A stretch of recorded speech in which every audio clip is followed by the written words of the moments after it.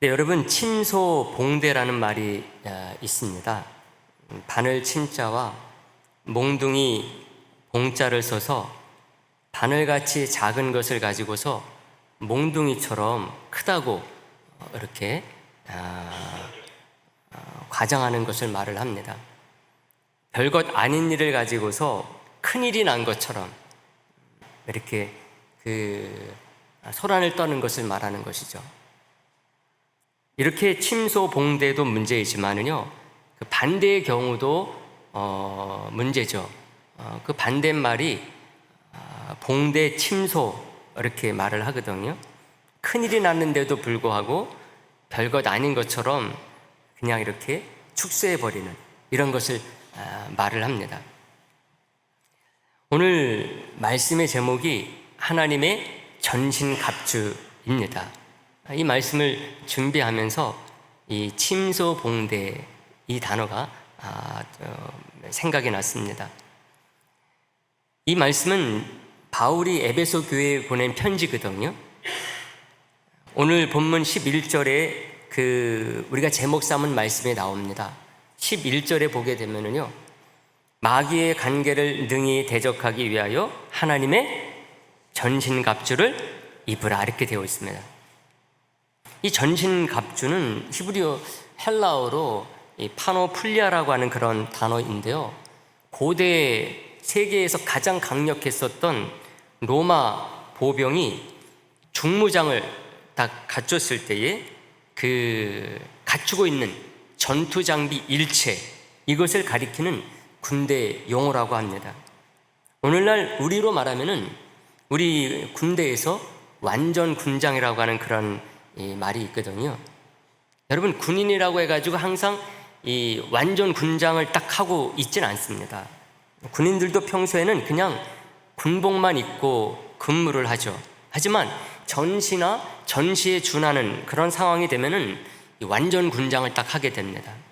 모포, 식량, 야전삽 이런 것들을 딱 갖추는 한 20kg 좀 넘는 그런 군장을 딱 쌓아놓은 그런 상태를 말을 합니다. 언제든지 명령만 떨어지면은 이 완전 군장을 딱 메고 이제 출전할 태세가 되어 있는 거죠. 이런 상태에서 생활은 단독 군장을 하고서 생활을 하게 됩니다. 방탄철모를 쓰고, 평상시에는 방탄철모를 쓰고 생활하지 않아요. 그냥 그 군모를 이렇게 딱 쓰고 생활을 합니다. 근데 이때는 이제 방탄 철모, 요즘은 철이 아니죠. 이 방탄모를 쓰고, 또 총은 착검을 한 상태로 이렇게 딱 메고 다닙니다. 평소에는 총은 그냥 보관하는 장소에 보관을 해두거든요. 근데 이때는 총을 딱 메고, 또 총에는 이제 탄창이 또 이렇게 딱 되어 있습니다. 평소에는 그냥 탄창만 가지고 다니지 탄창에 총알이 들어있지는 않습니다. 근데 이때는 총알이든 탄창을 갖고 다니는 거죠. 또 거기다가 수류탄까지도 갖고 다닐 수도 있습니다. 말 그대로 이제 완전 군장을 한 상태로 지내게 되는 것입니다. 사도 바울이 에베소 교회 성도들에게 권면하고 있는 것, 이게 바로 로마 군병들의 완전 군장 태세를 일컬으면서 이렇게 생활하라 권면하고 있는 말씀입니다. 평소에 여러분 이렇게까지 갖추고 생활한다, 이것은요 보통 일이 아닙니다. 여름에는 거의 죽음이에요. 얼마나 덥습니까? 이런 때 이거 다 갖추고 생활을 한다 생각을 해보세요. 근데 어쩔 수 없죠. 왜 그렇습니까? 전시이기 때문에. 목숨이 왔다 갔다 하는 것이거든요. 나라의 운명이 여기에 달려있는 것이기 때문에 어쩔 수 없는 것입니다. 여러분, 이런 것들을 생각하게 되면 사도 바울이 지금 에베소 교회 성도들에게 너무 과하게 권면을 하고 있는 것이 아니냐 하는 것입니다. 다시 말하면 상황을 침소봉대하고 있는 것이 아니냐 하는 것이죠. 전쟁이 터진 것도 아닙니다. 그런데 이렇게까지 성도들을 들볶을 필요가 있느냐, 의문을 던질 수가 있는 거죠. 그러나 12절 말씀을 보게 되면은 사도 바울의 이런 말이 이해가 되는 거죠. 12절 말씀 우리가 봤지만 다 같이 다시 한번 봅니다. 12절 말씀만 다 같이 보겠습니다. 우리의 씨름은 혈과 육을 상대하는 것이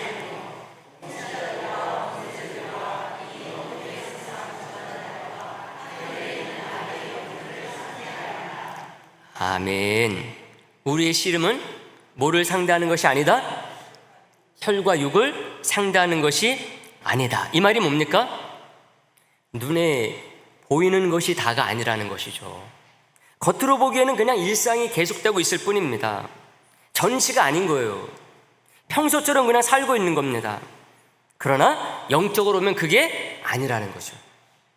마귀가 이 세상 권력뿐만 아니라요, 영적인 그 악한 존재까지도 마음대로 주무르면서 우리를 해하려고 하는 일을 쉬지 않고 있다는 것이죠. 겉으로 눈으로 보기에 아무렇지 않다고 해서 아무렇지 않은 게 아니라는 것입니다. 안심하면 안 된다는 거죠. 그래서 13절에 보게 되면은 전신갑주를 취하라 그러면서 로마 보병의 이 전신갑주 6가지의 비유에서 우리가 영적으로 어떤 것을 갖추고 있어야 되느냐, 이것을 말하고 있습니다. 전쟁에 나서는 로마 그 군병은요, 위에서부터 아래까지 빈틈이 없는 완벽한 모습을 갖춘 것으로 유명합니다. 머리에는 투구를 딱 씁니다. 몸통에는 그 갑옷을 입게 되는데, 이 가슴 부분은 심장이 있기 때문에 그 특별히 이 구리로 된 그 판을 딱 붙이는 이런 게 있다고 합니다. 이게 호심경으로 성경에서는 표현을 되고 있어요. 그리고 허리는 단단히 고정을 하죠. 어디든 달려가는 데 있어서 불편하지 않도록 단단히 허리띠로 조맵니다. 그리고 왼손에는 이제 방패를 들죠. 그리고 오른손에는 검을 딱 듭니다. 물론 이제 군화도 신죠. 가죽으로 된 군화를 딱 신게 되니까는 어디든지 달려가는 것입니다. 이렇게 딱 갖추게 되면은요, 당시 고대 때 세계에서 가장 강력한 전투력을 갖춘 로마 군병이 완성이 딱 되는 것입니다. 지나가던 애들이 이 로마 군병을 보게 되면은요, 보면서 놀란다는 거예요. 울어버린다는 것입니다. 너무나 그 머리끝부터 발끝까지 완벽하기 때문에. 바울은 이런 로마 군병처럼 갖추라 그러면서 로마 교회 성도들에게 권면하고 있습니다. 14절 말씀해 보세요. 하나하나 이제 말을 합니다. 머리에 쓴 투구, 이것이 영적으로 무엇을 의미하느냐? 위에부터 밑에까지 말을 합니다. 14절에 보게 되면은 그런즉 서서 진리로 너희 허리띠를 띠고 의의 호심경을 붙이고 이렇게 말을 합니다. 허리띠와 호심경, 이것을 진리와 의를 가리키는 것으로 말을 하고 있습니다. 15절에서는 복음을 신의 비유를 합니다. 평안의 복음이 준비한 것으로 뭐를 신고? 신을 신고 말을 합니다. 군화를 말하는 것이죠. 16절에서는 믿음을, 17절에서는 구원과 말씀에 대해서 말씀을 하고 있어요. 16절, 17절 구원과 말씀이 나오는데요, 우리 믿음의 방패도 나오죠. 우리가 한번 16절, 17절 이어서 한번 다 같이 보도록 하겠습니다. 다 같이 봅니다. 모든 것 위에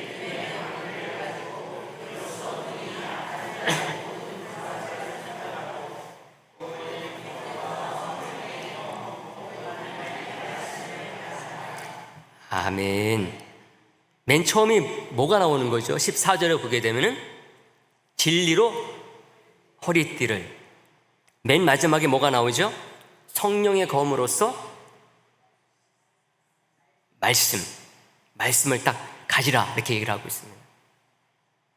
이것으로서 성도가 하나님의 나라의 군사로서 갖춰야 될 전신갑주가 뭐냐? 이것을 딱 증거하고 있어요. 진리, 그리고 의, 평안의 복음, 그리고 믿음, 구원과 그리고 말씀, 이 6가지를 딱 제시하고 있습니다. 머리부터 우리가 생각을 하게 되면은 바울은 허리띠부터 말씀을 하고 있는데, 외우기 쉬우려면은 머리부터 혹은 아래로부터 위로 이렇게 나가는 게 쉽거든요. 머리에 뭐를 씁니까? 투구. 투구는 뭐를 의미한다? 구원을 말한다 그랬어요. 호심경은 뭐를 의미한다? 의를 말한다 그랬습니다. 허리띠는 뭐를 말한다? 진리를 말한다 그랬죠. 군화는 뭐를 말한다? 복음의 신. 그리고 왼손에는 뭐를 듣는다? 믿음의 방패. 오른손에 뭐요? 검, 칼인데 이것이 뭐를 의미한다 그랬어요? 말씀이라 그랬습니다. 근데 의미심장한 것은요, 이 중에 5가지는 이미 해결된 것이라는 거예요. 해결됐다는 말은요, 우리가 해야 할 일이 아니라 주 안에서 은혜로, 믿음으로 하나님이 책임지신 것이라는 것입니다. 예수 그리스도로 말미암은 하나님의 은혜이죠. 그래서 하나님의 전신갑주가 되는 거예요. 구원, 의, 진리, 복음, 믿음까지 이 어느 것 하나도요, 우리가 우리 힘으로 준비하고 우리가 갖추어 입는 게 없어요. 우리 목숨에 있어서 가장 중요한 것이세요.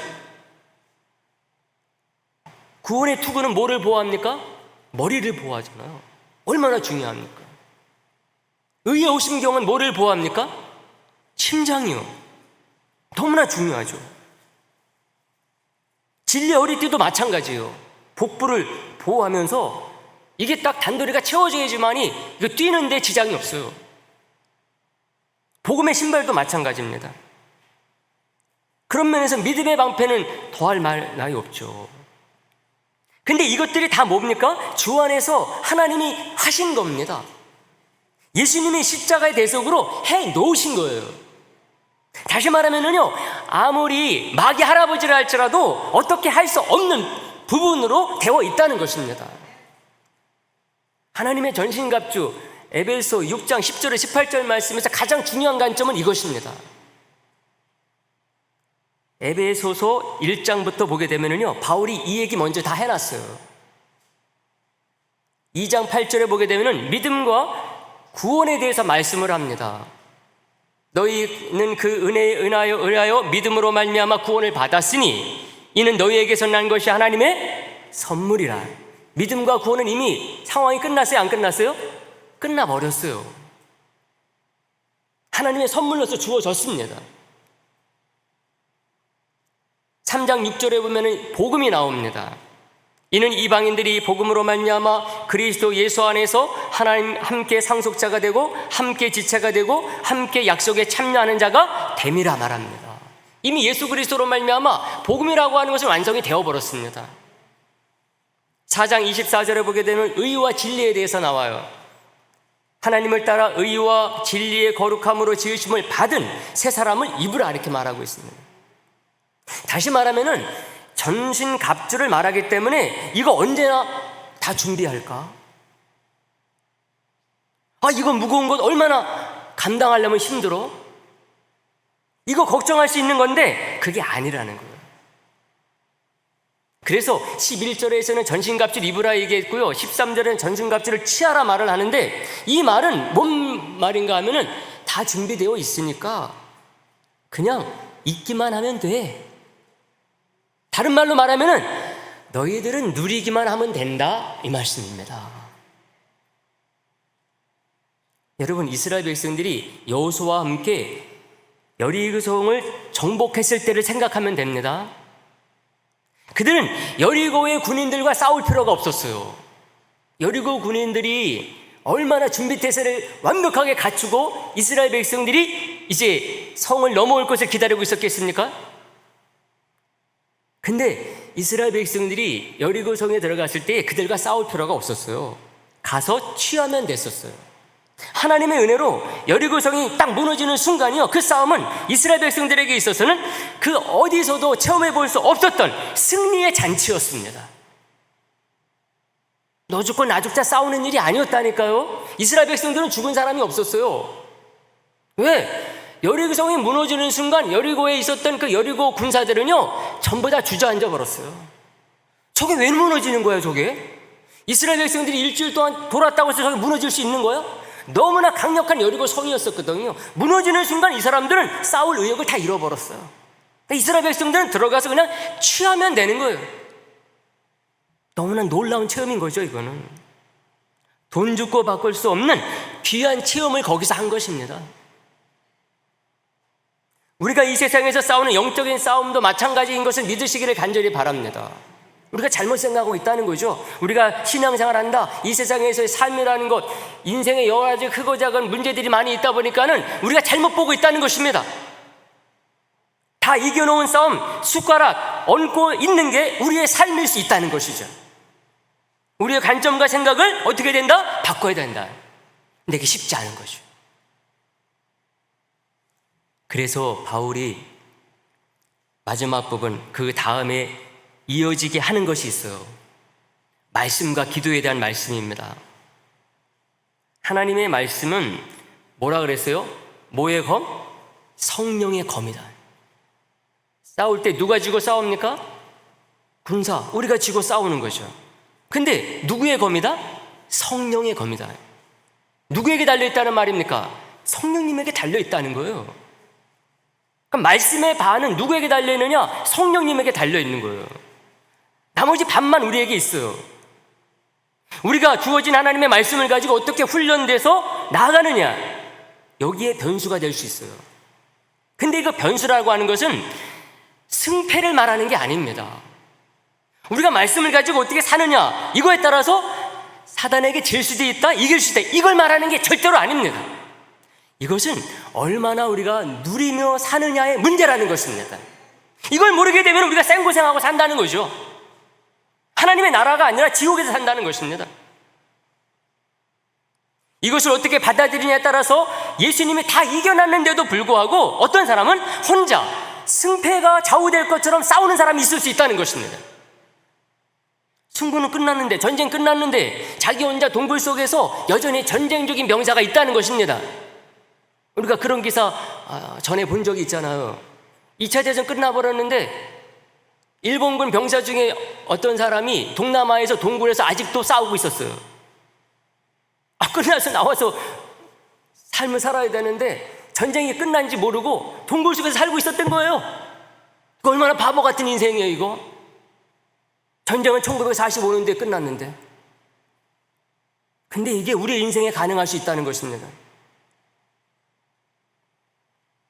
그런 면에서 우리가 하는 기도라는 것도 그 중에 하나예요. 바울이 전신갑주를 말하면서 예외로 한 가지 중요한 것을 빼놓은 것이 있는데요, 기도입니다.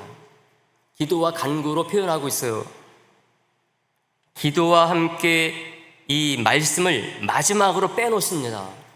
말씀드렸던 것처럼 전신갑주를 머리부터 아래까지 바울이 그렇게 순서로 말하잖아요.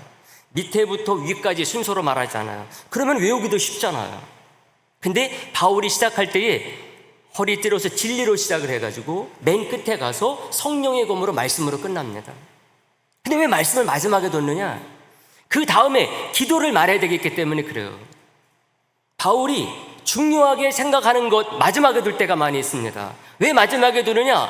거기에 보태서 플러스 더 교훈할 게 있을 때 마지막에 둬요. 우리가 고린도에 있어서 믿음, 소망, 사랑, 우리가 항상 믿음, 소망, 사랑 얘기하지 않습니까? 왜 사랑을 몇 군데 뒀느냐?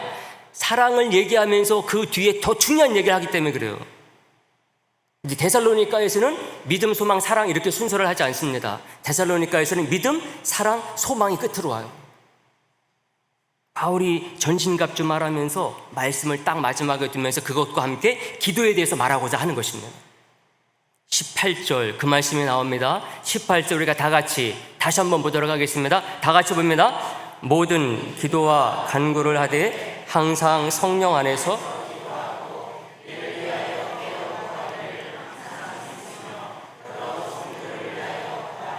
아멘. 예수 그리스도를 믿음의 주로 분명하게 모시고 있다. 그렇다고 한다면 우리는 그 안에서 말씀과 기도로 우리가 말씀과 기도 생활을 어떻게 하느냐에 따라서 멋진 승리의 삶을 살게 될 수 있음을 알려주는 말씀입니다.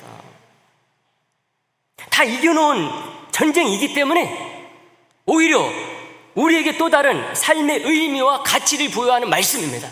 우리 주님의 그 십자가가 바로 그것을 우리에게 보장한다는 거예요. 그래서 성도와 교회에 있어서 말씀과 기도 생활이라고 하는 것은 또 다른 완전히 다른 차원의 신앙생활을 만들어낼 수 있게 되는 것입니다. 성도가 말씀과 기도 생활을 어떻게 하느냐에 따라서 거기에서 구원받은 것은 다 똑같지만 이 세상에서의 삶의 질이 달라지는 것입니다.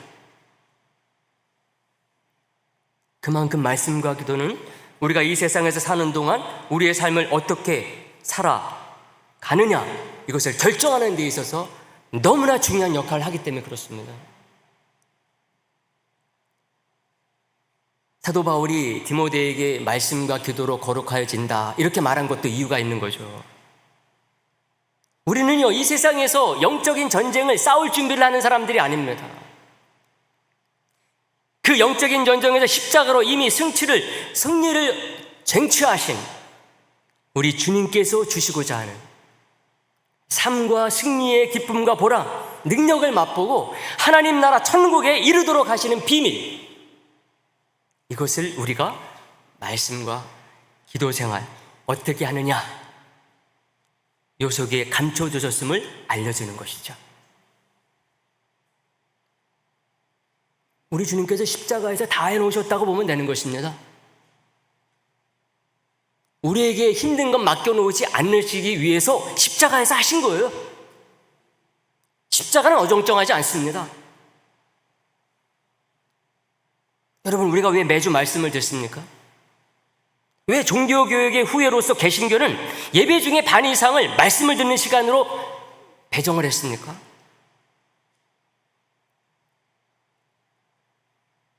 우리가 말씀 생활을 어떻게 하느냐에 따라 삶의 질이 달라지기 때문에 그래요. 왜 집중제자 훈련같이 말씀을 훈련해야 됩니까? 그만큼 말씀이 중요하기 때문에 그래요. 이것은 기도도 마찬가지예요. 우리가 성도이니까 기도하지 않는 사람 없어요. 제가 보기에는 기도하지 않는 성도 없습니다. 하다못해 예배 드리면서 우리가 기도하잖아요.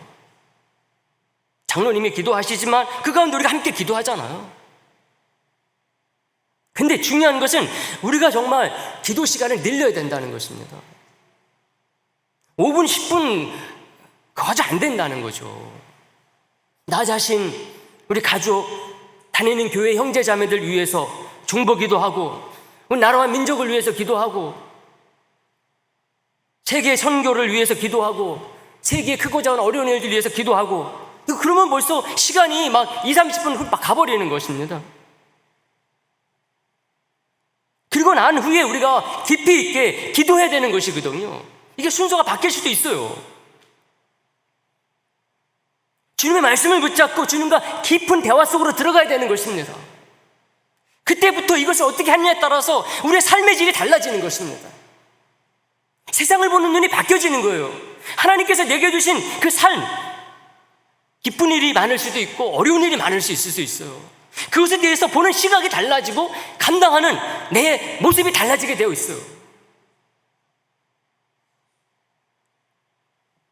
오늘의 일과와 주님께 주신 사명, 이것을 놓고 주님께서 어떻게 나를 인도하시는지 우리가 들어야 되거든요. 듣기 위해서는 그때는 귀를 기울여야 되는 것이거든요.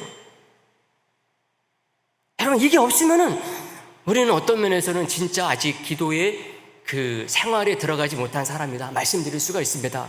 죄송하지만 어떤 사람이 자기가 지고 있는 이 십자가가 너무나 무거워가지고 하나님께 찾아가서 호소를 했다고 그래요. 왜 다른 사람 십자가는 그렇게 작고 가벼워 보이는데 왜 제 십자가만 이렇게 무거워요? 그러면서 하나님께 다른 것으로 좀 바꿔달라고 그런 거예요. 그럴 때 하나님이 바꿔주시겠다고 그러면서 왜 이제 찾아왔어? 바꿔주시겠다면서 저기에 가보면은 십자가가 많이 있으니까 가서 네가 원하는 거 골라라. 이 소리를 듣고 그 사람이 즉시로 달려가가지고 그 십자가 창고에서 가장 작고 가벼워 보이는 것을 고른 겁니다. 그러면서 늘 지르고 다녔었던 자기 십자가를 내려놓고 새로 고른 십자가를 짊어진 거죠. 근데 새 십자가는 전에 짊어지고 다녔던 십자가보다 더 무거우면 무거웠지 조금 더 가볍게 느껴지지 않았다는 것입니다. 그래서 다시 하나님께 찾아갔어요. 불평했죠. 하나님, 다른 십자가로 다시 고르면 안 될까요? 하나님께서 다 듣고 나셔서 조용히 이렇게 말씀하셨어요. 십자가는 그 크기는 다르게 보이지만 그 무게는 다 똑같다 그랬어요. 정호승 시인의 외로워도 외롭지 않다라는 책에 나오는 얘기입니다. 이 책은 정호승 시인이 그 새로 지은 시들을 담은 게 아니에요. 본인이 이미 그 발표했었던 시 가운데서 내가 그 시를 어떤 그 사연이 있어서 쓰게 됐느냐, 요것을 담은 책입니다. 그래서 이 말씀드린 얘기는 당신을 찾아서라는 그 시를 짓게 된 계기를 얘기하면서 이 얘기를 한 것입니다.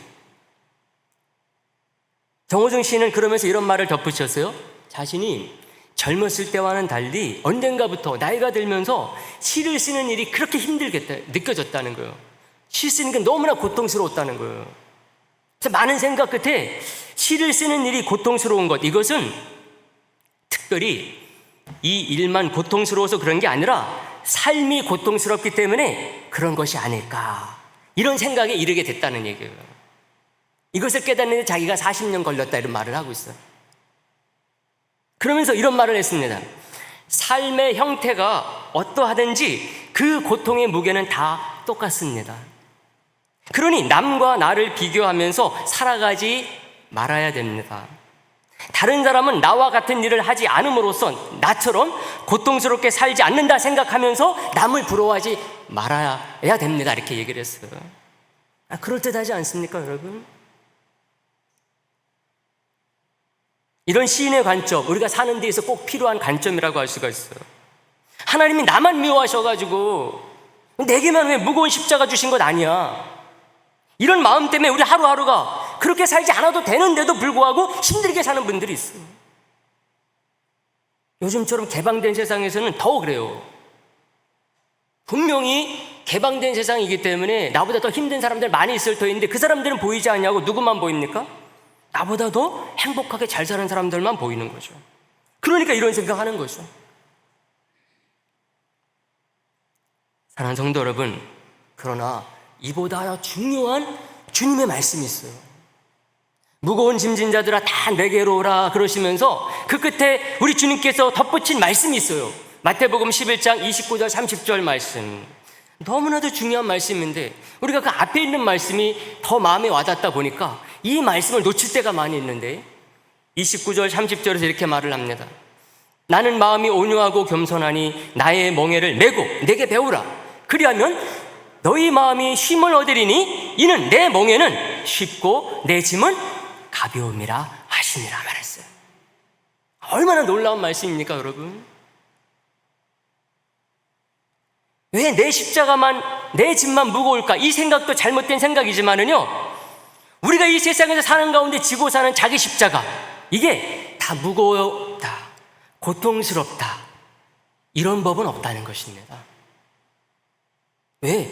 예수님이 십자가를 지셨기 때문에 그래요. 예수님은 그 십자가 한 방으로 다 해결하셨기 때문에 그렇습니다. 그래서 예수님이 자신 있게 우리에게 자기 십자가를 지고 나를 따르라 말씀하신 거예요. 우리 주님께서 그 십자가를 가볍게 하지 않으셨다고 한다면 예수님께서 우리에게 이 말씀 안 하셨을 것 같아요.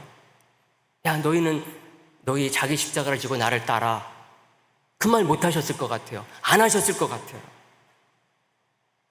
근데 주님께서 뭐라고 말씀하셨습니까? 내 멍에는 쉽고 내 짐은 가볍다. 왜 그렇습니까? 우리 주님께서 십자가 지심으로 말미암아 거기서 다 해결해 놓으셨기 때문에 그렇다는 것입니다. 그래서 우리 신앙의 선배들이 어떻게 그런 순교를 할 수 있었을까? 순교를 하되 원망 없이 할 수 있었을까? 이런 말씀 가운데 우리가 답을 찾으면 찾을 수 있지 않을까 하는 것입니다. 특히 우리가 말씀과 기도 생활 가운데 그 십자가가 정말 쉽고 가볍다 하는 것을 알 수 있는 길, 비밀이 거기에 있다. 저와 여러분들이 꼭 마음속에 새길 수 있게 되기를 간절히 소망합니다. 말씀 정리하는데요, 오늘 우리는 하나님의 전신갑주라는 제목으로 오늘 본문 생각했어요. 바울이 전신갑주를 입고 취하라 그러면서 겁을 주는 것 같고 필요 이상 어떤 무장을 강요하는 듯한 그런 말인 줄 알았더니 그게 아니었다는 것을 생각해 봤어요. 알고 보니 전신갑주는 누가 지고 있었습니까? 누가 입고 있었습니까? 예수님이 입고 있었어요. 우리 주님이 우리 위해서 다 해놓으신 것들이었습니다. 이미 우리가 다른 무엇인가를 더 하지 않아도 주 안에서, 믿음 안에서, 은혜로 이미 우리는 전신갑주 속에 살고 있음을 말씀해주고 있는 거죠.